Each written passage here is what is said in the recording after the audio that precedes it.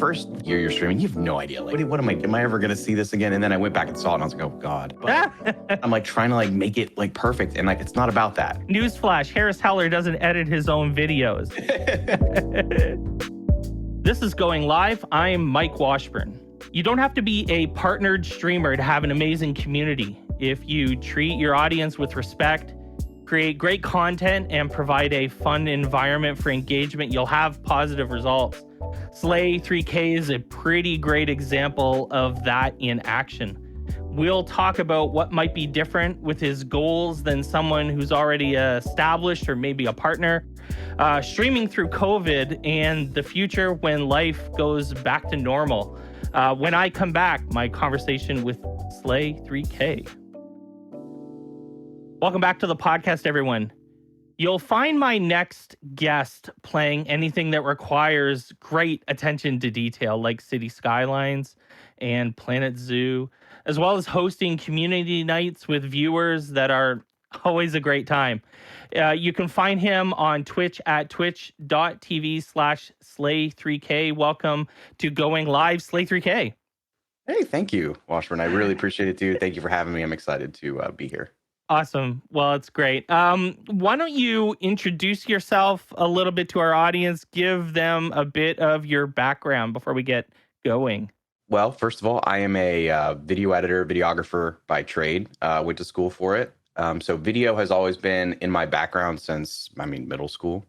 Photography as well to some degree. And I've always played video games too. Video games have been something that I've relieved like stress with. I've enjoyed during hard times and good times with friends and family. And then about 3 years ago, I had some friends that started streaming, and I had never really paid attention to streams. Right before I went to college, which is, I don't want to get into numbers because it was way too long ago. I had a period where I was like, I got really into PC gaming. Sure. So through high school kind of was like my peak there. And I was playing like competitive Battlefield 1942 and Battlefield 2 and those games back in the day. And it was like so much fun. And then that's kind of when I dropped off, right? So fast forward to 3 years ago, like I was saying, is when I got back into gaming and seeing it broadcast and stuff like that. And back in my Battlefield 42 days, it wasn't really broadcast. They had like radio stations you could listen to like the big competitive matches on. Oh wow, stuff like that. Yeah, I didn't know that. That's cool. Yeah, it was like little internet like stations. It was really cool. And I still wish I had the recording because I was on like one or two of them. But yeah, so it's like I dropped off right before like video streaming became a thing, like gaming streaming became a thing, and I come back and it's like full swing. And then I knew some people that had gotten started, so I was like, well, let's see. I'd had a death in my family. My father had passed. I had lost my job. And I just had this abundance of free time. So it was like, let's just do some streaming. So I was streaming from a PlayStation 4, playing things like Rocket League and Horizon Zero Dawn and Rainbow Six Siege. And that transitioned into getting a computer. And then I started, I guess, taking it more seriously. And then I guess July, almost 3 years ago, so it was like 2.5 at this point, I kind of started taking it. I already had affiliate, but I started taking it way more seriously. Started playing like City Skylines, the simulation games and stuff like that. But I was doing a mixture of that stuff, and things just kind of like started to take off in a really positive and fun direction. And in the meantime, like I moved, so I'm Atlanta based. I took on a new job in marketing up here. So yeah, man, the rest is kind of just like growing and trying to build a community and streaming. That's awesome. So we're similar in our affinity for things like graphic design and photography and video editing, and then obviously playing games. So I'm actually interested in, I wonder how many other people are the same way, where the segue from, that world to streaming is pretty easy. And I'm curious about how, video editing has influenced your streaming, in the sense that, do you find yourself picky over, things like transitions and the graphics like I am, like just completely bonkers about it? And I think that comes from being someone that, like, I taught graphic design in school. Like, I was a computer science teacher. I taught graphic design. I taught kids to be picky. And so I find myself being picky with my assets and my transitions and my alerts. Are you the same way? Yeah, times 100, man. Like that's like I think video editing gives you an appreciation for the technical side. There's a ton of video editing that is theory based, right? That, pacing and stuff like that. That's not something that can just be taught. That is something you have to learn and you have to do over like trial and error. Like I've known editors that are they know every button in the book, right? But they know every hotkey. Like I don't know every hotkey. I have trouble remembering. It takes me so long to remember hotkeys. And it's like for editing, it's like you think, well, Slayer doesn't know if you should remember the hotkeys. It's like I forget them, but like I can put it together. Like I understand pacing and storytelling and breaks and all these things that you need to tell a story. Like I've done everything from super fast paced stuff where it's like you're like epilepsy warning fast, like for marketing, and then I've done like the slow burn, and those are the theory based things. But there's also the technical side where it's like you have to know like frame rates and the quality and like how you export stuff to make it look crisp and all these things. And I feel like that's where I probably drive people more crazy because I'm so finicky for stuff. Like I don't want like a green screen thing that's not going to look crisp. Like I don't want to see the edges and stuff. It's just. That's why I don't do green screen on stream either, because I would spend more time playing with the chroma key, getting it to get it right, than I would playing any sort of damn game. I mean, it would just be a mess. I'd be constantly on top of it. Yeah, I spend like whenever I have a new animation thing that I want to add, or if I create like a little video piece, like I did like a 2-year anniversary last May, and I remember going through the video, and it's just goofy clips from and like the first 6 months, year you're streaming, you have no idea. Like, what am I doing? Like, am I ever going to see this again? And then I went back and saw it, and I was like, oh God. But I pulled all those clips and I started throwing them into Premiere, and I'm like trying to like make it like perfect. And like, I think someone told me, like, it's not about that. Just relax. And I'm like, I can't help it. Like, like I'm stressing so much, but I think it gives you an appreciation for like, and then my videography background also does this, but it gives you appreciation for quality. Technical quality, which not everybody has the background in video to know. Like I have a Sony 5100 up here, just because I like the little extra clarity. I like the background to be a little bit softer. At some point I want to upgrade the lens on it and make that more like softened up, a little more bokeh, but it makes you recognize things a little differently. And then if you start getting into YouTube content, obviously it's super helpful, right? Like you have the degree you need to put together the videos. So let's talk about YouTube for a second. Do you like editing your own videos? Because this is what you do for a job. So you do it for work. So I'm the same way with like, it's silly to say it this way, but like Minecraft for me, like the actual game is like I work in Minecraft. Like I have job stuff and I get paid to do stuff for people in Minecraft. And then I find sometimes I don't want to stream it or I don't want to play it because it's always work. And so I'm curious if, YouTube is super important to streamers. You go listen to like Harris Heller or anything like that. He'll tell you constantly every streamer should have a YouTube channel. But it's like there's a lot of roadblocks to that. And for me and you, well, for me, I'll speak for myself. For me, it's that I just don't want to do the editing, and I'm dying to find someone to do it for me. But then it's hard because, they have to, there's lots of complications to that. So I'm curious, do you like editing your own videos? Do you find you still get into doing it? What is it like for you to edit your own videos as opposed to and separating it from work? That whole ability to like not let little mistakes and things out, like again, this goes back to just being a video editor. Like I feel like everything that I do with YouTube should be at a certain tier. Some of that's just like it's got to be here. So in doing YouTube, like I haven't done a ton of YouTube work. I've done stuff that has gotten a great amount of views, like beyond what I would have ever expected, especially for like City Skylines, like tutorials and stuff like that. That's done really, really well for me. And I need to do more. I would say, to answer your question at a base level, no, I don't like editing my own voice and actions. Like I feel like it could be done a lot more efficiently if someone else were doing it, but that kind of like, I have the ability, so I need to do it. I also can decode what I'm doing, especially when it comes to City Skylines. And then I think that the tough part is letting go of the things that are kind of like dumb mistakes. Like no one else is going to notice that. No one else is going to pay as much attention to that. But like I did a video for a mod in City Skylines, the Move It mod, which is by far the most popular mod in all of City Skylines. If you played City Skylines on anything like slightly modded, you're probably gonna have that mod. It's got over 1 million downloads, I think, just for that one specific thing. And I did the tutorial for that, and it was the most complex and specific tutorial, like because it has so many options, it has so many nuances, right, to how you rate this mod. And that's when I about burnt myself out trying to put that one video together, because I spent 30 plus hours on a video, and that's a full-time gig almost. So I think for me moving forward, I have to figure out ways of like, okay, how can I do this more efficiently? Because 20 and 30 hours a week trying to put out a video a week is tough. And I did that for, a couple months, and I found so hard. Like, every 2 to 3 weeks is more reasonable for that amount of time. But then the quality is really high. So I get a lot of great feedback because they're like, yeah, this is some of the best tutorial stuff I've seen, which means a ton, because I'm just like, that's just how I do it from the get-go. Like that's my expectation for stuff. But yeah, newsflash, Harris Heller doesn't edit his own videos.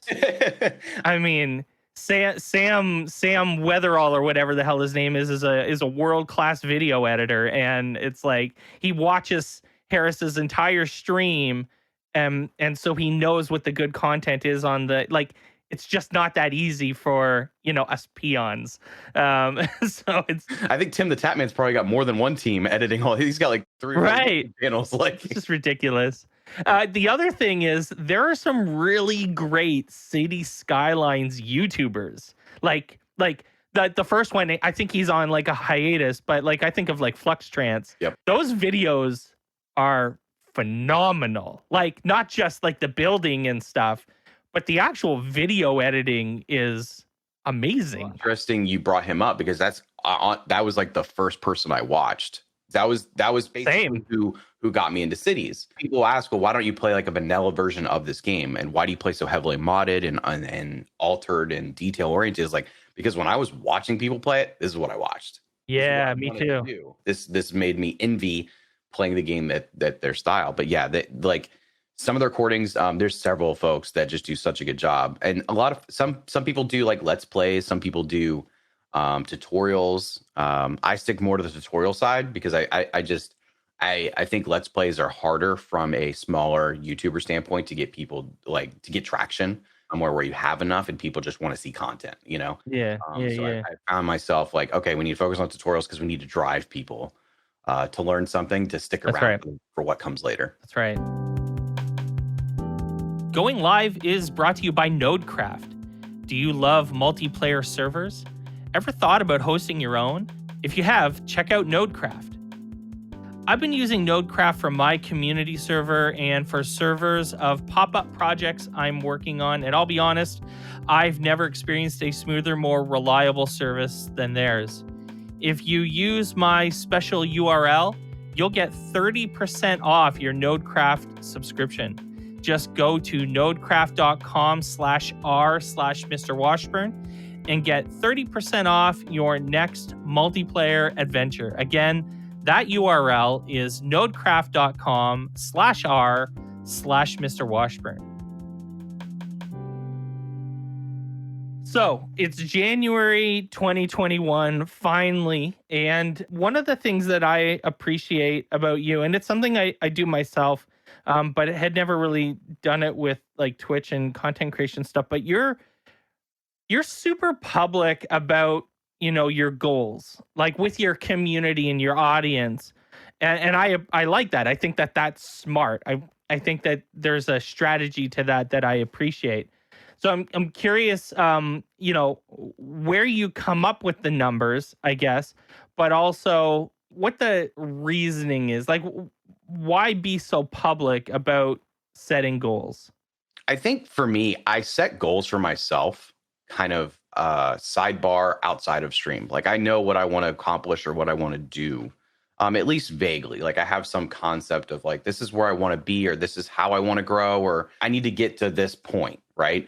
I found that there's obviously like two sides of this. Like not everybody in the channel wants to hear about numbers constantly. Like if they're coming in to view your content, they don't want to hear like I've had a bad day with numbers. They don't want to hear I've had a bad month. Like if you can frame it to be like then this is just in my opinion. If you can frame it to be a conversation like how do we get to like where we all kind of want to go, right? Because I feel like if you are investing the time and then the financial support with subscriptions or bits or whatever you decide to give to a streamer, like you're kind of like a part of that journey, you know? Um Yes. and it's kind of fundamental, like it's very simple thinking. It's like, well, okay, so if you're going to invest that, like I want to give you something so you understand like what your investment goes towards. And again, it's not just about financial support.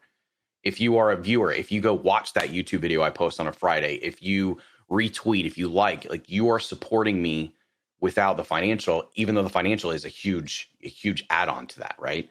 Sure. I mean, we all like so many of us subscribe to Netflix, and I liken streaming somewhat to having Netflix. Okay, if you are subscribing for content, so Hmm. if I'm outputting something, you are getting something for your subscription.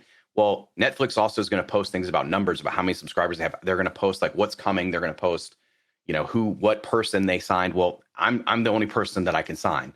So it's like I feel like I have to give something to say this is how we're growing, right? And then sometimes I have to find ways of like saying, hey, because of like the support we've had, this is what we're going to do, this year. This is the game we're going to invest in. These are the goals for the year. And this is kind of how we're going to get there. These are some different streams. Like we're going to do a Lego stream for the first time, right?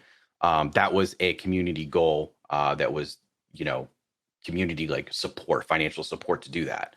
But I feel like giving the information back to say, hey, I don't want to be negative about it. So let's try to frame it as positive as we can. This is where we are.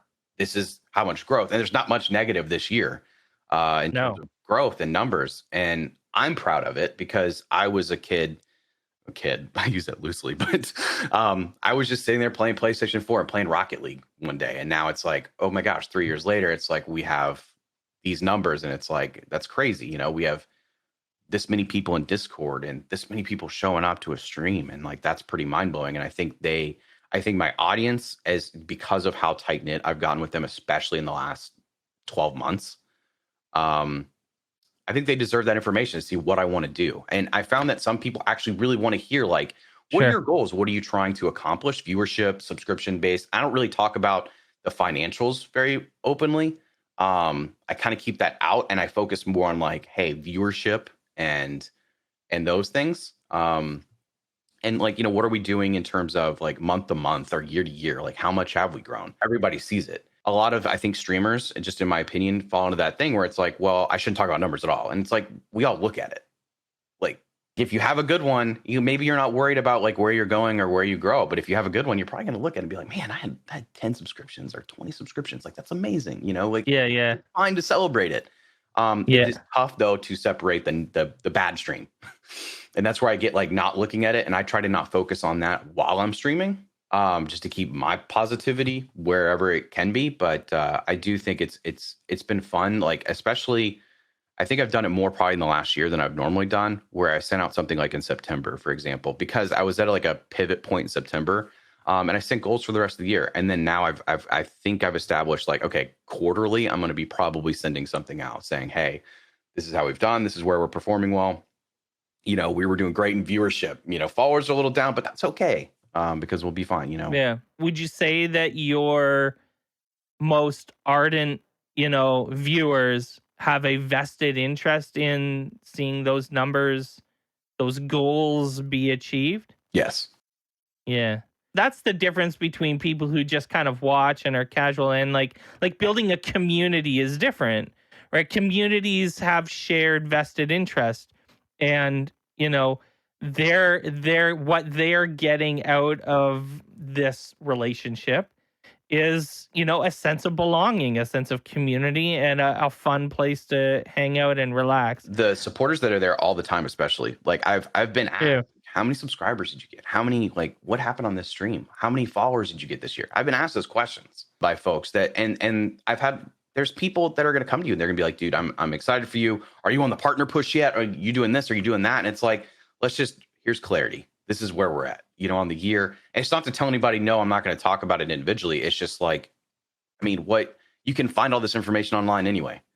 You can go to Celinome or there's Twitch tracker or whatever, and you can find all that info. That's honestly, like, if I didn't pull it from Twitch, that's where I was going to pull it from. So you can dig up that stuff. It's public, and before I ever make it public. But I think the folks that are there daily want to see and want to know that their contribution is meaningful, and it is. If even the lurker, like, anybody that's in there, it's really, really important, because in all honesty, the higher we show up in a category, we're going to do better, right? Every time someone lurks, every time someone hangs out, every time there's like a hype moment, all that stuff, the more people in there, the more people hanging out and enjoying it, it's important. And the community aspect, you mentioned that, and I just want to touch on that real quick, is that you can have a stream, you can do all these different things, but community backing you, the group that's in Discord that's active and stuff like that, that's your core. And if you can continue to build that, it's going to contribute to like a really way more long-term success, I think. Because those are the people that are going in and they're watching every YouTube video, regardless of whether they like the game you're talking about. Yeah. Those are the folks that show up, that are there the first 5 minutes of stream. Those are the folks that are there for movie nights, community nights, and all that stuff. And that's become really significant for me. So you had talked about being positive on stream, and I'll tell you, I mean, this has been a hard year to be positive about a lot of things. And you've talked about it on your stream about being furloughed. And so you've been streaming a lot more because you've had more time. And so I'm curious about remaining positive on your stream despite, having work complications, about, the idea that there are other people that are going to be on your stream that are having work complications or health complications as well. Obviously, dealing with COVID has not been good in the United States. I'm curious about, streaming through COVID and how you've handled it, how you've approached it from your personal context of not having, full-time work and stuff like that. Well, it's interesting. I really didn't switch up hours much. I did have some streams that went longer than I would normally have done had I had, my gig full time. But I kept hours are pretty much the same. I actually dropped a day during furlough, which like seems the opposite of what I should have done. But from like just a mental health standpoint, just me emotionally, mentally, like it felt better. So it was like a Friday night. I was doing streams Friday night. They hit or miss as to whether they were, great streams or not. I switched it to Friday mornings during furlough for a little while, and that was fun. But again, it was kind of hit or miss. It was also at a weird time because so when COVID started, basically I remember January and February, I was doing like a combination of a couple games, and one game was not doing anything for me, stream wise. And the other game was doing fine. Like it was doing exactly what I expected. And then March hit, and then I were sent home, right? So I was working from home. I still had employment. City Skylines is there. They had a DLC come out, right? Then COVID's like full blast in the States. And it was just like, it just turned into a driving force into so many different streams, not just mine. I think everybody in the city's community who's streaming that grew from that. And I mean, I hit my best numbers by May that I've ever had. I had like record numbers March, April, May, I think. So it was really wild. Like I went like basically full-time cities, played that for 3 months, except for, a couple community nights in there, I think. And just took advantage of that growth opportunity. Coming out of that, like I switched to just like the Friday morning streams for a little bit during furlough, and those were fun. And then I kind of switched out of that and just dropped Fridays. I was like debating whether to go back to Fridays or not, but it gave me a little bit more time. And I felt like going back to work, it was going to be beneficial to have like an extra day to maybe work on stuff or to just take time away from being live, because obviously there's work that goes into it outside of just being on. But yeah, but during furlough, I found myself kind of like back and forth where I would hit these moods where I was just like, I just didn't feel like I got enough done. And like I reflect on it, and it's like I was just kind of maintaining, right? Because you're sitting there, you're constantly, I was in a position where I was constantly waiting to figure out if I was going to be employed or not. So I'm looking at, okay, I've got this many bills. I can't make this streaming right now, at least I can't do it. So it's like, what is the next thing? And I ended up getting freelance and work, and that hit like September, because I was furloughed for 5 months. So basically the end of May or June, through the beginning of November was my furlough. And so, 2/3 into that, after some of the relief had ended, through unemployment, I hit freelance, and like my mood and everything, like knowing I had security, changed entirely. So it was tough to be positive, and it was tough to have the energy, especially like different parts of like August, September, October is where it was like really like, I don't know what's going to happen in a month. Like I don't function well in that realm. So with positivity, like it's something I've often struggled with, and I try to be positive and I try to be fun and have a good time.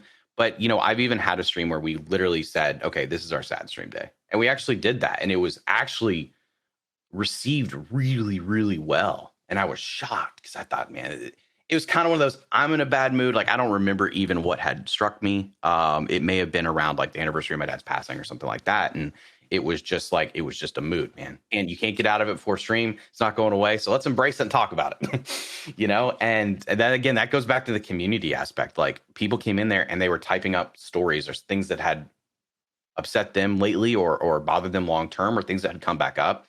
And it was, I feel like it was a bonding moment in a way. And it was just something that as a streamer, you're hesitant against. We literally had a stream where we went in and we talked for a minute. We're like, you know what? This is a bad day. Let's talk about something that's bothering you. What's bothering you guys? Talk to me. Tell me. Like, here's what's bothering me. And I went on my spiel, and then we listened to other people talk, and we talked about it. And the next stream or two, we come back and we go at it, and we're back to being positive. So I ask every streamer that I've interviewed so far, what's next? So we know you have goals. You have these numbers goals that you've kind of shared with your community. But what haven't you shared? What are you looking to try to do this year that you didn't do last year, or that you've been putting off? Content creators are obsessive about what's next. So I'm curious about what's next for you. I'm honestly in a position where I'm trying to figure that out. Because I think like post COVID, like not post COVID because we're not past it, but post like the COVID spike on Twitch, right? I felt like a lot of folks were trying to figure out, hey, how do we wait? Okay, so we had a growth spurt, right? So many people were on Twitch because they were at home. They got their relief checks. They were spending maybe a little extra money on streams and stuff like that. And I found myself like, okay, I hit an average of this on May, and then the next month it dropped a chunk, right? And the next month it dropped a little bit more. And I found myself, okay, how do we maintain these numbers that we had close to? Because it's like May, okay, that's our peak. How do we get, where's our median after that? And I feel like I found that. And now it's like, okay, we've been able to maintain that and still grow some from it, and play one or two different games in there too to like assist with that growth. So now I'm debating like, okay, where do I go for the next year? And I haven't quite answered that for myself yet.